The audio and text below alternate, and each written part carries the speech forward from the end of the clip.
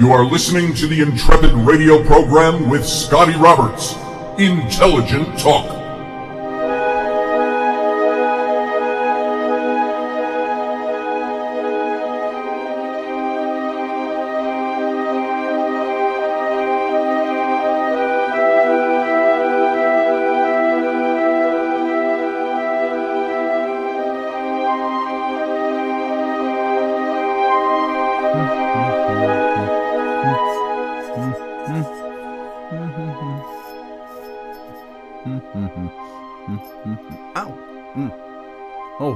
Hey, you're already here. I was just shaving, as I'm wont to do, and I nicked myself.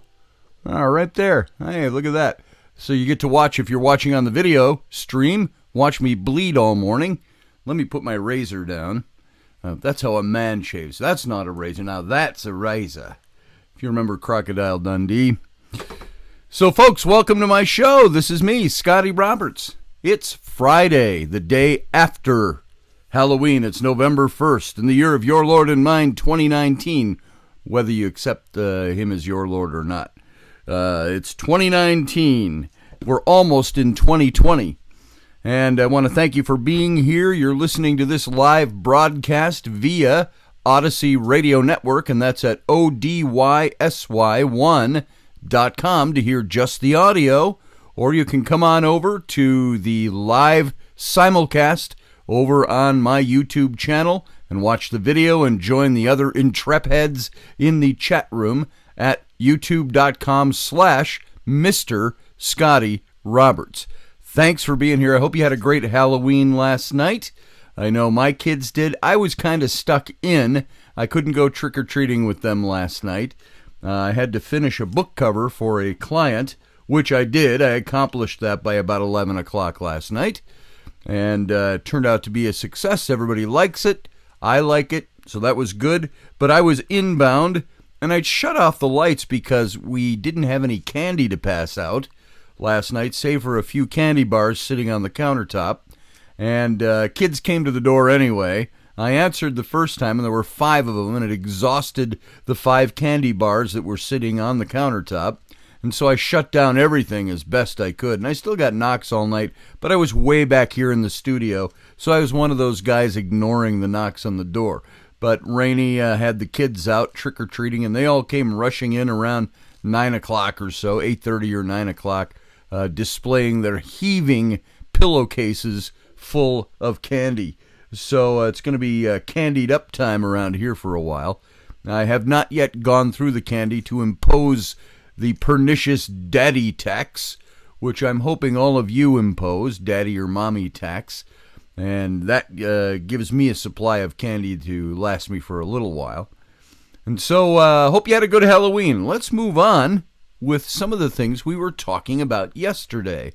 I know I still have to get back to some of the psychological stuff and body language and all of that, but I wanted to talk a little bit more, not so much focused on Halloween, but Halloween kind of included in it. I wanted to get into some more of the Celtic stuff, the Celtic Irish underworld.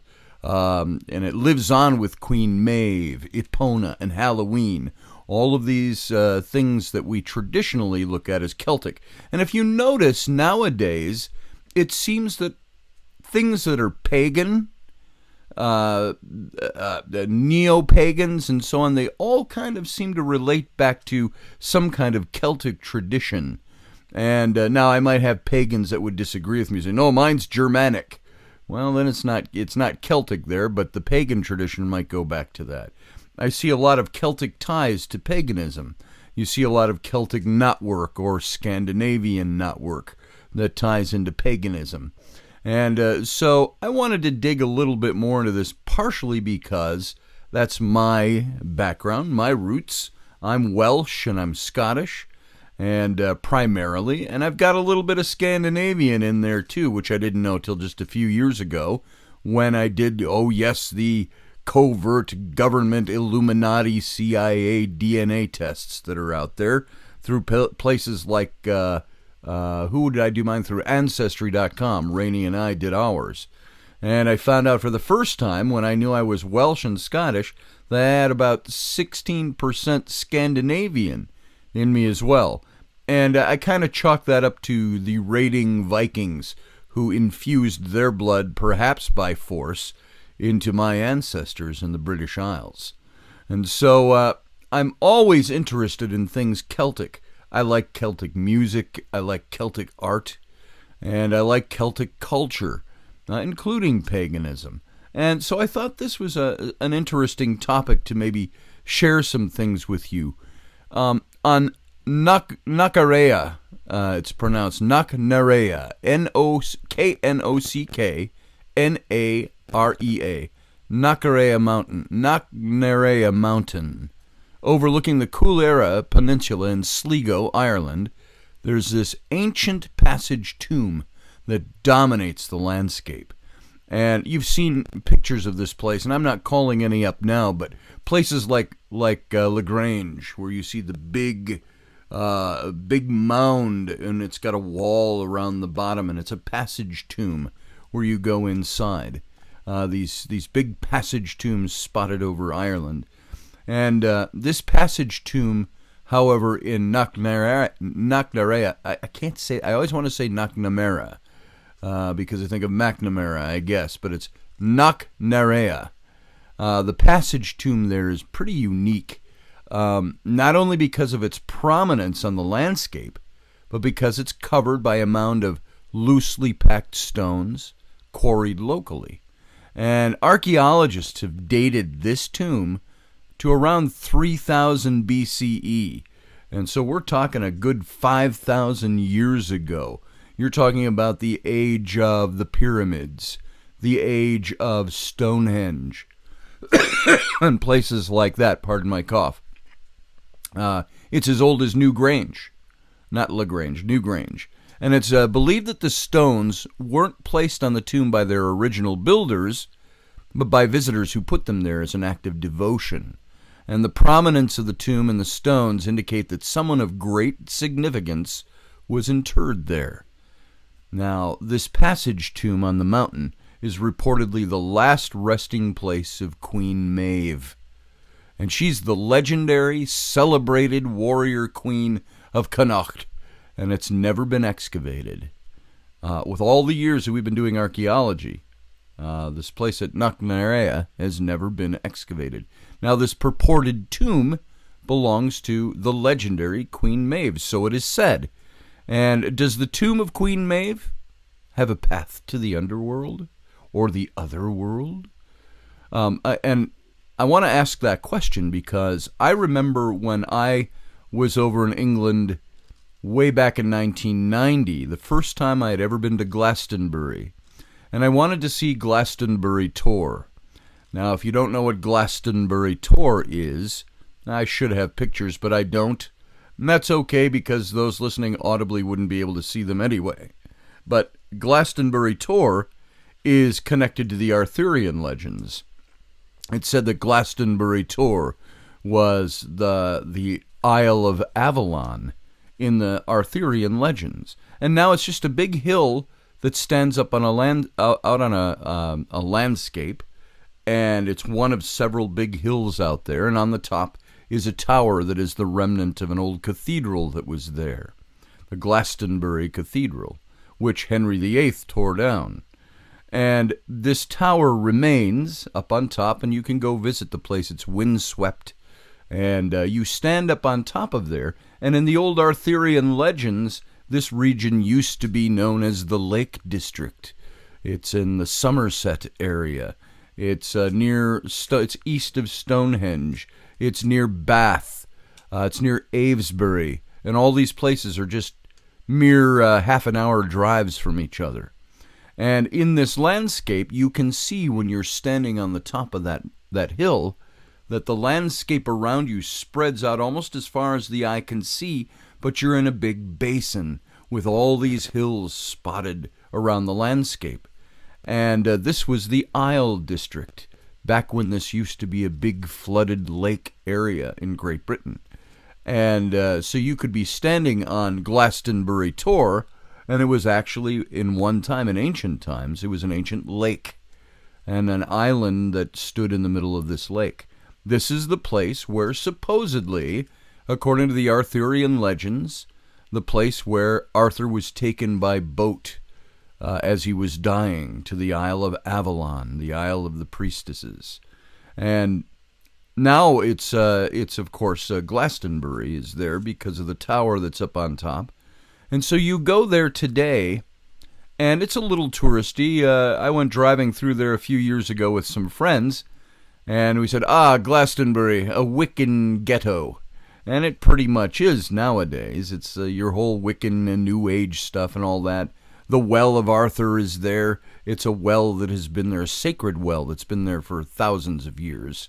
And you can go take a drink out of that or gather. People get jugs of water from there, and locals and so on. But a lot of Arthurian reference connected to Glastonbury.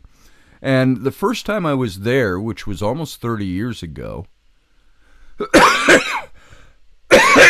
pardon me again for my cough, there was a little placard. When we approached the hill, you could see it, and it was gorgeous. And we're walking up, and there's a little gate. It's not touristy. There wasn't a toll booth there or anything. A little old kind of rickety gate, the way I remember it, as a lot of the pasture land in Great Britain is separated by these gates. And right by the gate was a little placard, about a foot long and maybe 8 to 10 inches tall, a brass placard on top of a pole that stood about 3-4 feet off the ground. And it was buried in blackberry bushes, and you had to spread the bushes, and that's all that was there identifying the place. And I read on there that it was Glastonbury Tor and a little bit of the history, and that it was purportedly the entrance to the netherworld. Glastonbury, back when it was considered the Isle of Avalon.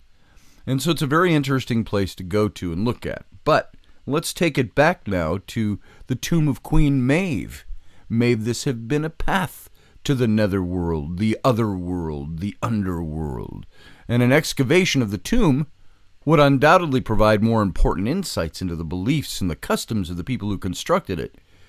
For example, does it contain an opening that allows the sun's rays to penetrate and creep up the passage and embrace the bones of the deceased during the winter solstice, as many of these tombs do? These openings, known as roof box, were constructed in passage tombs to allow the spirit of the departed to take the solar path to its home in the other world. And the roof box in the passage tomb at Newgrange demonstrates the technology and the technological achievements of the people, the Celts, the ancient Celts who built the tomb. And it's still astonishingly accurate after a period of 5 millennia. Even though we've had polar shifts and things like that over the millennia, that place is still astronomically, it is accurate. And I also think, when I think of this and these pathways to the other world, I think of Stonehenge, and I think of Newgrange. I think of what was the place I just mentioned where I had been. I think of all of these places as being these gateways. At least they were believed to be gateways to the other world. And when you're on Glastonbury, I can tell you one thing. You're standing there and you get a sense, you get a vibe of the place.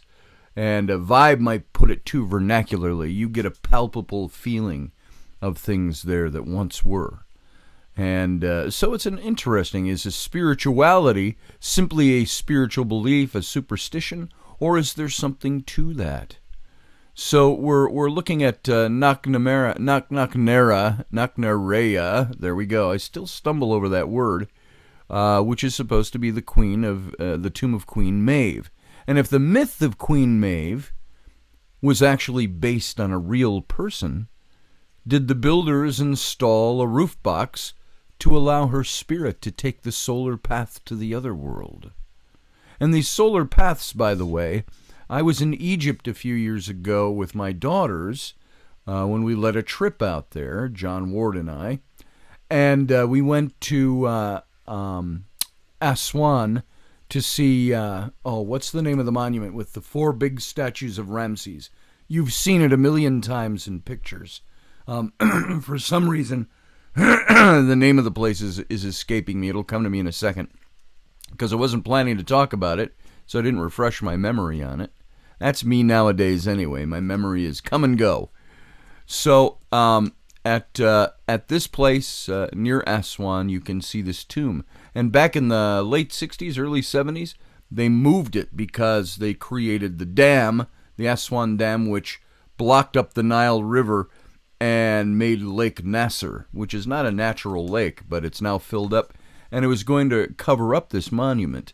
And so they took the monument and meticulously, mathematically moved it up the hill so it wouldn't be covered by water. And there was still, you have these sun shafts, these tombs that on certain days of the year will be lit with light from the rising sun.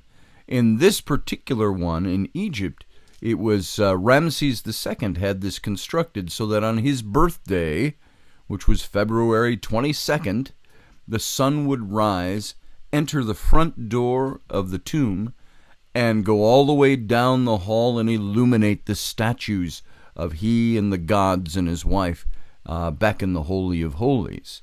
And it's quite a phenomenon to see. And so we were there for that when that happened. But this reminds me of what these sun shafts, these sun boxes are all about. Do they take a path on the sun to the other world? Were weapons and jewelry placed with the bones to accompany the spirit in the afterlife? These questions could be answered by an archaeological dig. And it would be advisable to conduct such a dig under the auspices of a druid to maintain a vital link to the past and to honor the interred, so the pagan belief goes. And so now they have not yet excavated this tomb, but I think it would be very interesting to find out what they'd get if they uncovered it. And just like Newgrange, they uncovered the doorway, and you could walk right into the tomb down these passages, hence the term a passage tomb. And so it's kind of in a sad state. Some years ago, the site was pretty neglected, and the tomb requires renovation and a preservation order placed on it to protect its heritage. Sligo County Council are seeking, and I don't know if they've gotten it yet, but seeking a World Heritage designation for the tomb. And that would further enhance its status as one of the country's premier ancient burial sites.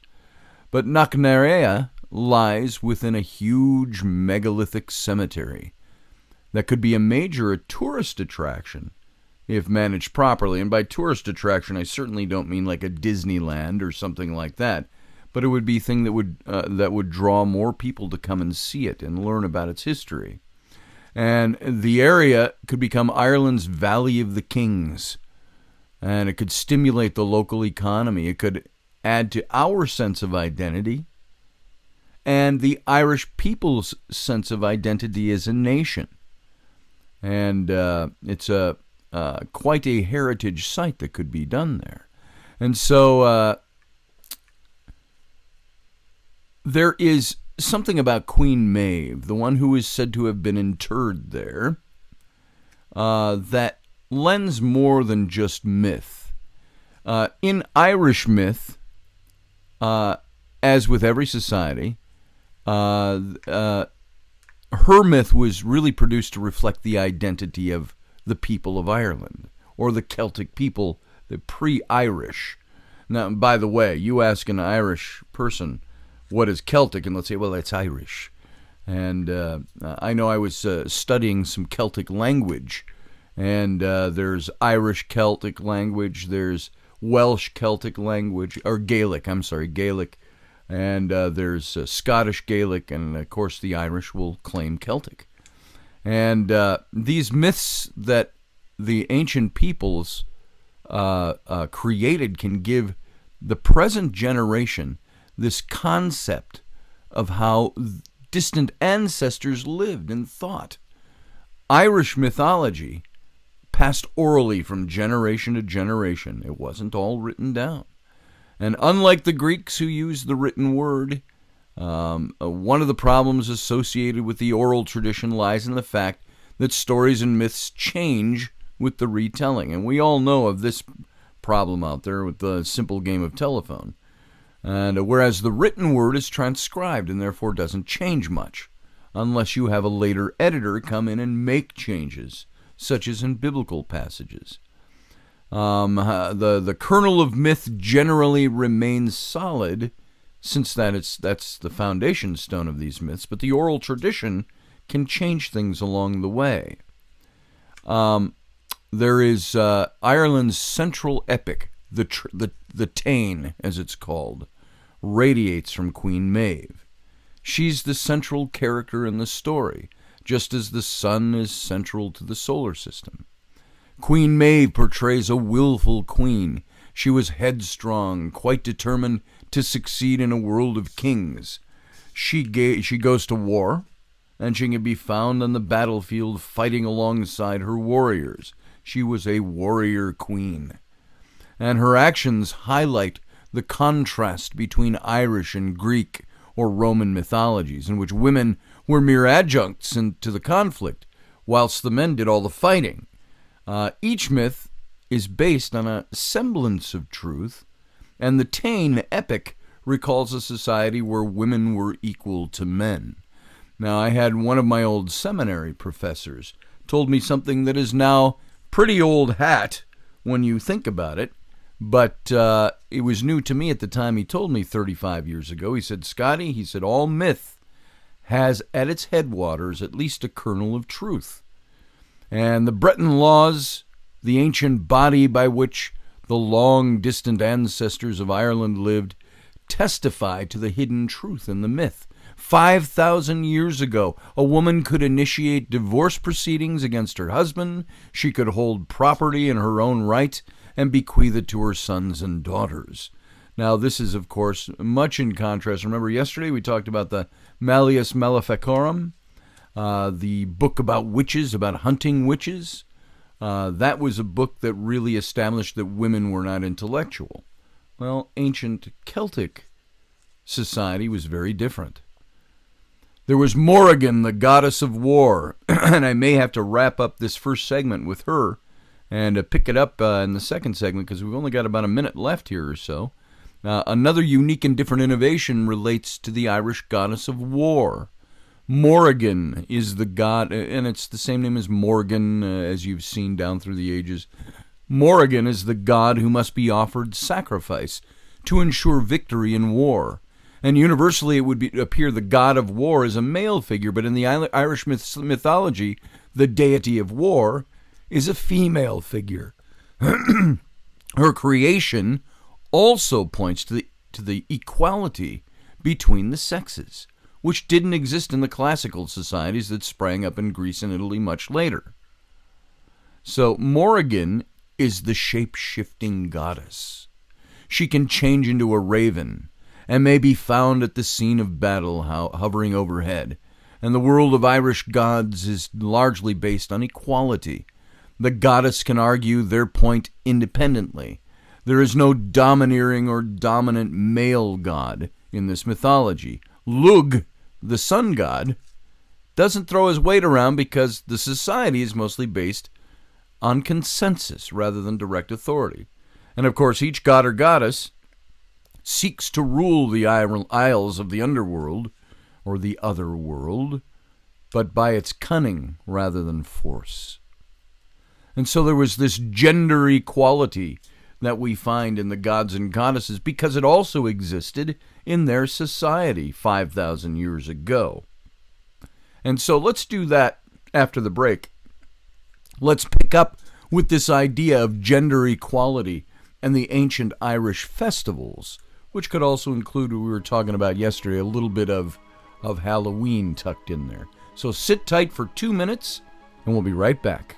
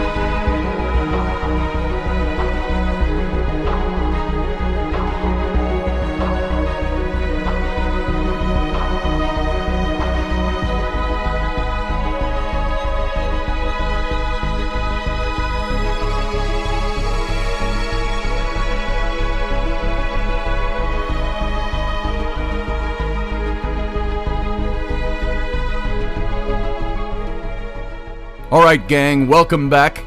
This is Scotty Roberts. You're listening to my program, the Intrepid radio program, here on Odyssey Radio Network, and that's at odysy1.com if you want to listen to the audio version, or come on over and see the live video simulcast along with the Intrepid family over in the chat room, and you can join in the conversation during the show at my YouTube channel, youtube.com/Mr. Scotty Roberts. Now, we've been picking up yesterday's theme, talking about old ancient traditions behind Halloween. And this was just kind of a side offshoot a bit, talking about Queen Maeve and talking about the ancient Celts in Ireland. We're going back 5,000 years, and we were talking about Knocknarea, which was the ancient tomb site, purportedly that of Queen Maeve of the Celts, who would have lived 5,000 years earlier, but there was some thoughts that maybe she's just part of Celtic mythology. And so you start looking into their culture, though, and Queen Maeve was somebody who was a strong woman warrior queen. And this was part of what their society was like. And their gods were patterned after the way they ran their society, where there was no male dominant figure, that women could be just as dominant as males. And there was this shared coexistence, unlike what you saw later in some of the classical cultures, Greek and Roman and so on, where women were elevated in certain respects but devalued in other respects. And so I think it's an interesting study, and this is leading up to asking the question if Queen Maeve was a real person, if she was indeed somebody who lived. Now, there was gender equality that was poured into the ancient Irish Celtic festivals. 4 festivals marked out the ancient year, and we talked about these yesterday. And typically the year began with a goddess Brigid, or Brigid, or Bridget. She was the goddess of rebirth, to celebrate the coming of spring on the first day of February. I wish February up here in Minnesota and Wisconsin was the coming of spring. Maybe it's just a longing for spring to come up here. That's usually we mark about a month later, March 1st up here, as being hopefully after the March blizzards, usually which come after March Madness in basketball.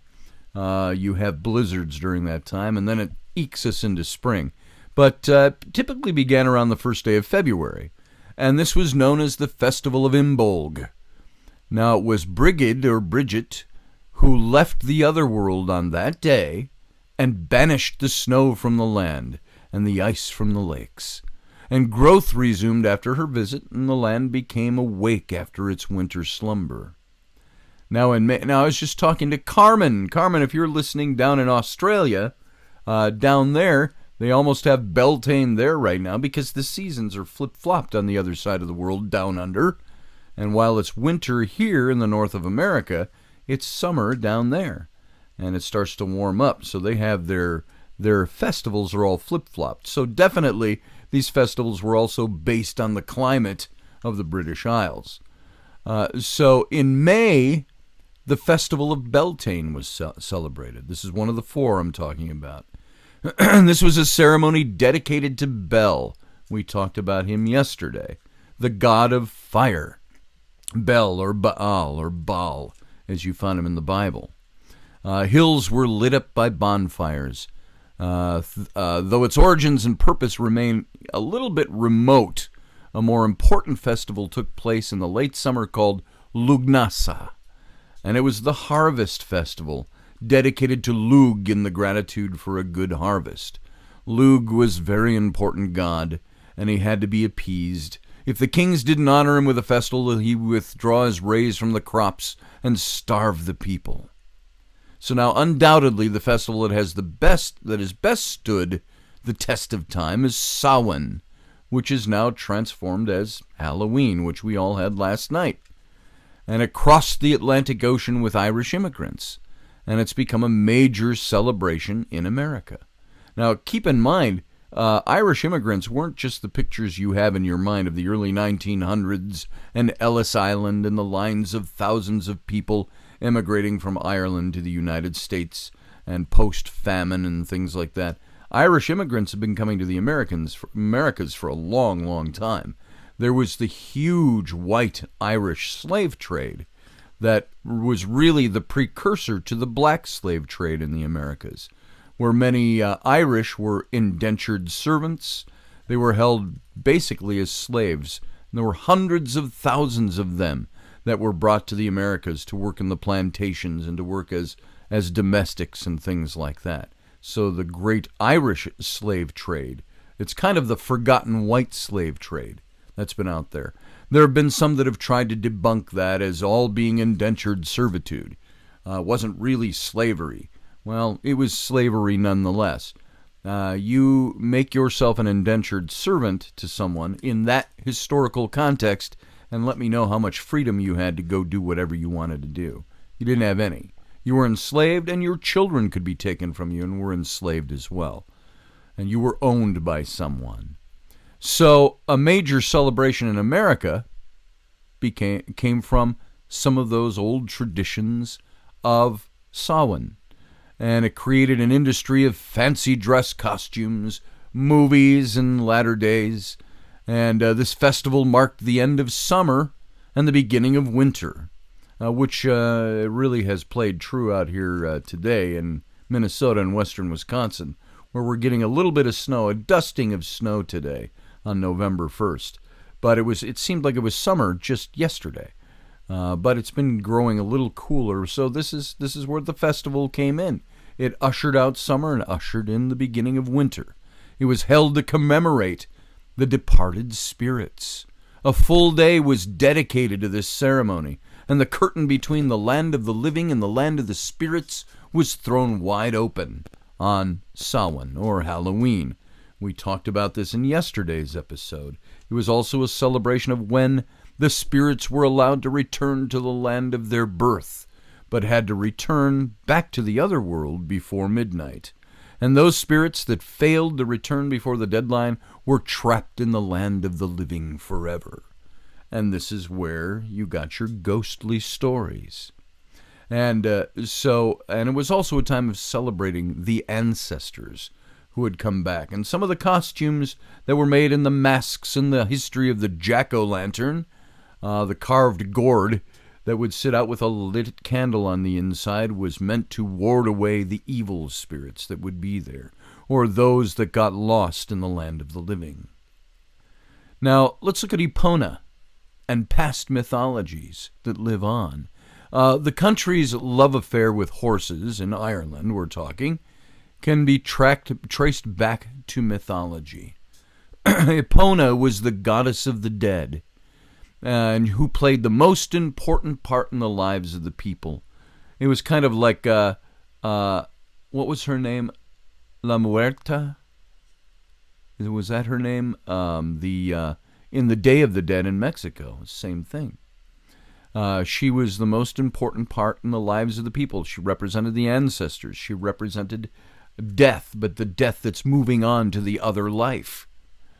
And so she was a horse goddess who transported the spirits of dead warriors to their homes in the other world. She kept her horse in a stable where red roses grew, and when a warrior was slain, she rescued the spirit, purified it in water, and transported it to the isle of the other world.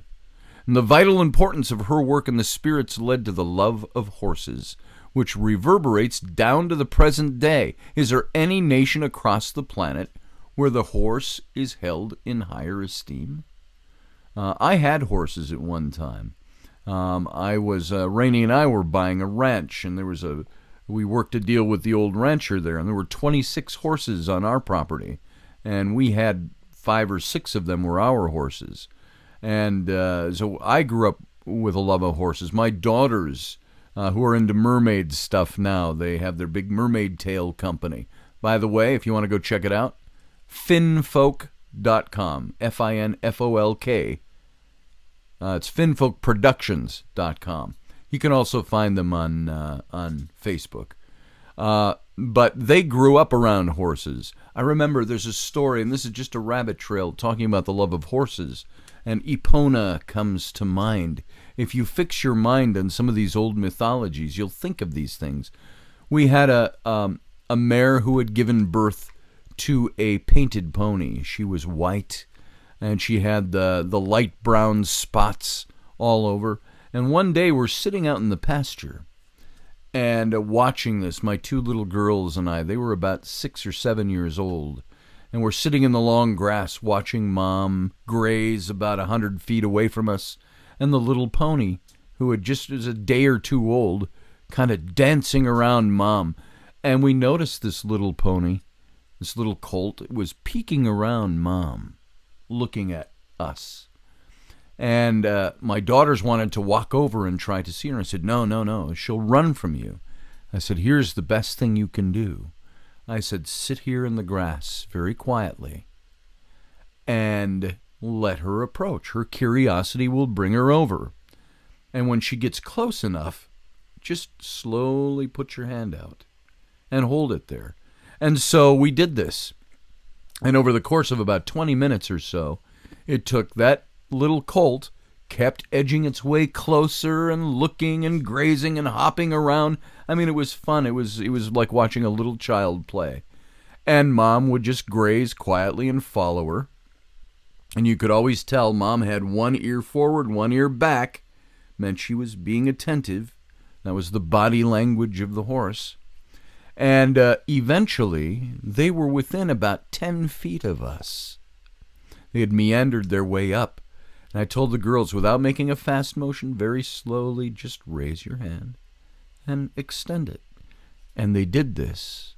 And that little colt walked up very slowly, looking from them, finally came all the way up, touched his nose to my daughter's hand. And my daughter laughed, and the pony just bolted backwards and started jumping all around, running and jumping in circles around its mom like, ha, I touched them. And then they both went running out to the far end of the pasture. So we have a horse culture in the sense, not like it used to be. The Plains Indians were introduced to the horse back several hundred years ago, and they became known as the horse culture. You think of Tolkien's Lord of the Rings, and what was the land, Rohan. They were the horse riders, the horse culture in Rohan is commemorated in that. And so part of Epona's work in Celtic mythology was that she worked with spirits, and it led to the people's love of horses. And it comes all the way down to this present day. And it can be seen by these examples that the past isn't a distant and unknown land that's beyond our reach. The past is still with us each time we celebrate Halloween. Now, all of us celebrate that, whether we realize we're celebrating a new, watered-down version of a pagan holiday celebration or not. And the respect and love of horses stems from our ancestors who worshipped and made sacrifice to Epona. And it was this goddess who took care of the spirits of their ancestors 5,000 years ago. Doesn't seem so distant now. The past is always with us. And, the classical civilizations of Europe are universally admired. But not as much attention has been paid to the other civilizations that coexisted with them. We know all about the Olympians.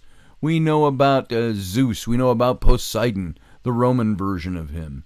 We know about how the Romans adapted the Greek gods.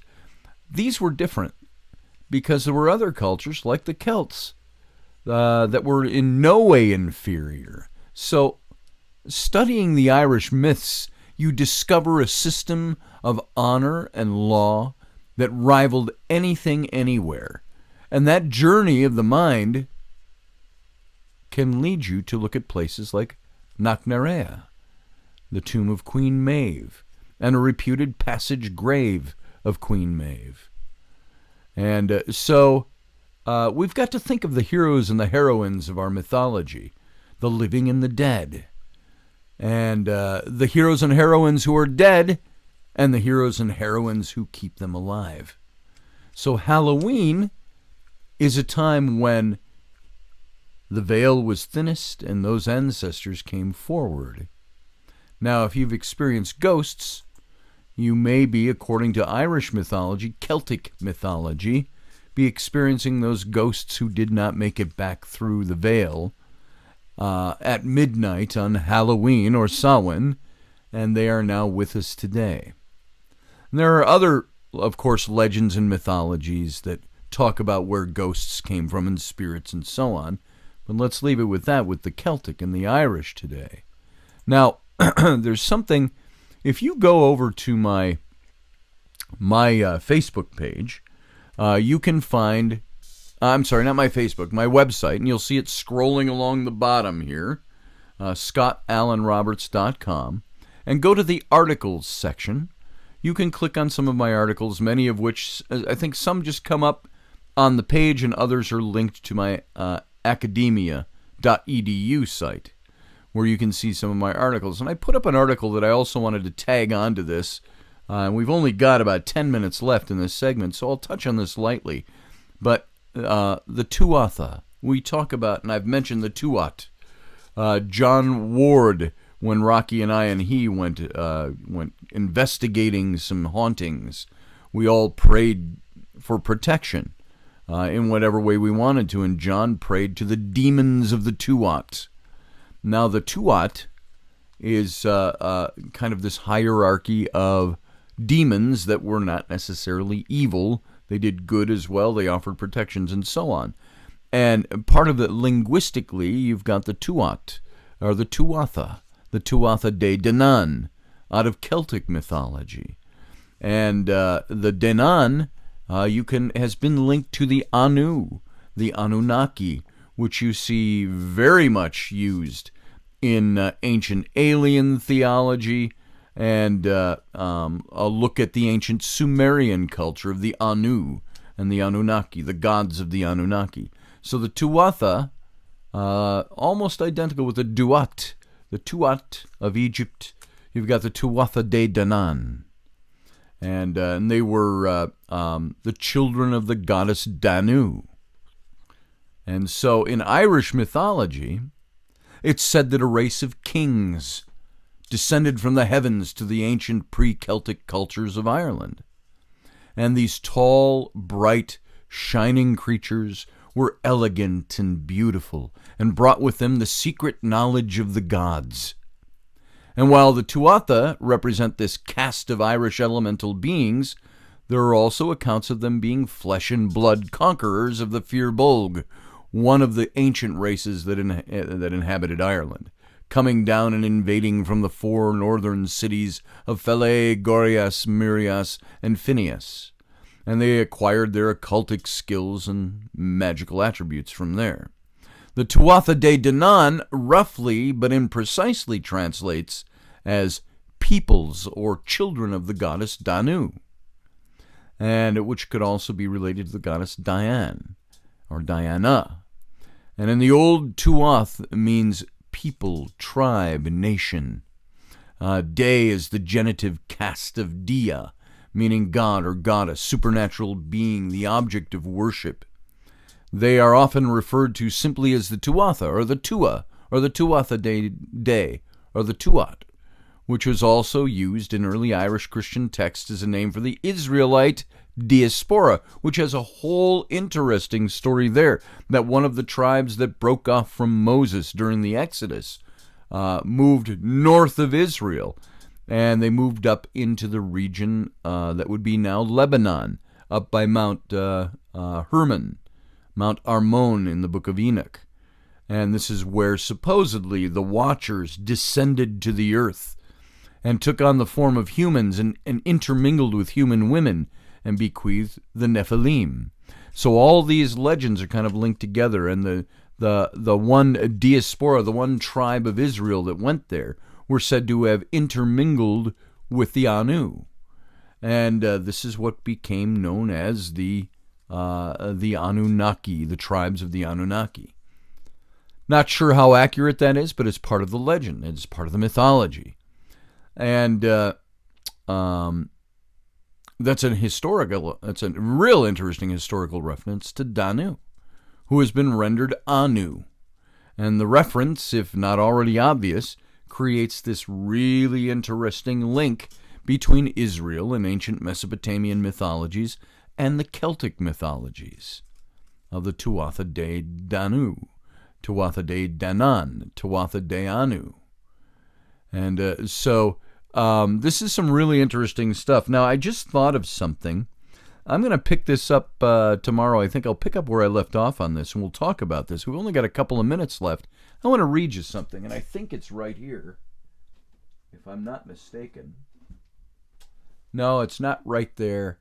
Hang on. I'm going to see if it's in my bookshelf, because I thought of a poem that I wrote many years ago about Diana. Let's see. I'm going to step away from the camera and the microphone, and I'm going to speak loudly, so hopefully you can still hear me. If I have this in my cabinet here, I'll pull it out. If not, we'll skip it, and we'll just move on with what we're doing. So those of you listening on the radio, I'm just digging through my cabinet to see if it's here. And if it is not, we'll skip it. So I'm taking one more look somewhere. There it is. It was sitting right behind my desk. This is an old book that I got many years ago, and I wrote a poem many years ago, and it was actually for someone, and and I wrote it down in here, and this is a commemoration of Anu. And first I want to read, I got a couple in here. I just thought of this, because when I opened this, we're talking about Epona and the horse god. When we were in Great Britain many years ago, we were gassing up at a petrol station, and I walked around the side of the building, and there on the hillside in the distance was a big white chalky horse that had been there for thousands of years. It's one of the monuments. And I wrote this on viewing a chalky hillside in September of 1990. I wrote this particular poem. And it says this: equine blood and nobles breeds, their sons and daughters mount their steeds, while carving out their chalky creeds from beneath the hillside sod. On the crest beneath the grove, druids chanted, children strove to etch the god-breed spirit's love, now seen from Henry's tower. Whitened hands came cracked and dry, the spirit freshened fain belies equine elegance for the eyes, time's not worn away. A horse, my kingdom for a horse, the cry that altered history's course, when all I do is gaze upon the source of timeless beauty's mount. That just shows how this love of Epona, love of horses, carried on through the ages. Now, here's one. This is the one I'm referencing, and I'm going to read this to you. It's my show. I can do whatever the hell I want. So I hope you enjoy this. This is a little poem that I wrote quite a long time ago called Diana's Brightness. And this was in October of 1998 that I penned this poem. And this is in thinking of the mythology of Diana, Danu, the Anu, the Anunnaki, the Tuatha De Danu, the Tuatha De Anu. The world is a hollow place without a sea or sky that can be reached by common means, though tearing abjectly at the seams where Apollo's brazen follies fly. When a youth, with youth in hand, I, free and thoughtless of youth's end, bore that golden treasure free to farthest reaches, seeking sea, now shadowless I sit on saltless sand. The strand moves on, sands beam or roar, no sparkling surf save in mind's eye. Apollo and Neptune in ambivalence turn, their backs my fortunes fain would spurn, for who am I but one who swore, the light is only in my eyes, The sea is only sea of mind. And all the while through life I tread, bearing misconceptions dread, would only prove my wisdom lies. Apollo, then, in hapless deed, let a shadow cross my feet, who fair Diana's brightness wore, never dreamed nor seen before, tempted me wake and break my creed. The light she bore seemed more than real. I fumbled words to defend my creed, of ethereal, formless sun and sea, whose foam and gleam's carnality had been dead too long to make me feel the warmth of the sun and the spray of the sea. Unwitting she turned Apollo back, and in her eyes an igniting fire, rare beauty and fairy and fiery, rare beauty and finery, duelled my ire, tearing love from the blackened heart in me. Barefoot and free in the surf I sigh, my shadow cast upon the sand. The youth returned and bade me follow. Oh, the world is indeed is hollow, for I have touched and held the sky. Those of you savvy enough would recognize those last two lines as something that came from Star Trek, a kind of a paraphrasing of what came from Star Trek. So there you go. That is my poetry that was based on the Anu, that was based on Epona. And tomorrow we'll kind of pick this up. We're out of time tonight. So I want to thank you for being here. We're going to go out for a 23-hour break, and we'll be right back. So sit tight.